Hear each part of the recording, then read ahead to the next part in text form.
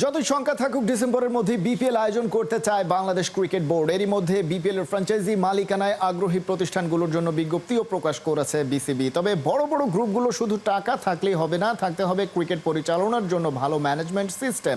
2 মাসের মধ্যে বিপিএল আয়োজন কিছুটা চ্যালেঞ্জিং হলেও বিসিবি প্রস্তুত আছে সেই চ্যালেঞ্জের জন্য। পাশাপাশি এবারের বিপিএল এই যুক্ত হবে বরিশাল অথবা রাজশাহীর মতো কোনো এক venue.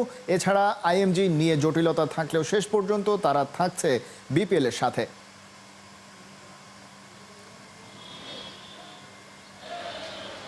Board has decided to hold the BPL.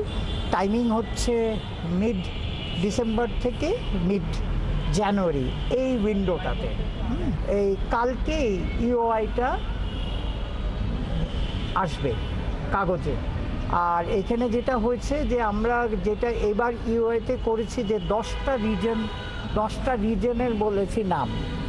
হ্যাঁ, এইখান থেকে আমাদের যে উইন্ডোটা আছে এই বছর যেহেতু শর্ট টাইম, আমরা কমফোর্টেবল উইথ আ 5 টিম, তাই বলে যে 6টা 7টা হবে না, হ্যাঁ সেটা বলছি না। Selection of franchise we will be very very very strict.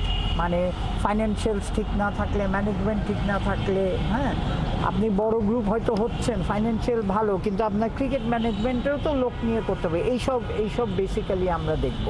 কালকে অ্যাকচুয়ালি ভিজিটে যাচ্ছে টু ভেন্যু রাজশাহী। তো আমরা দুইটা, জানেন যে ভেন্যু আমরা বাড়াতে চাই, একটা ভেন্যু বাড়াতে পারবো যেহেতু ভেরি শর্ট টাইম।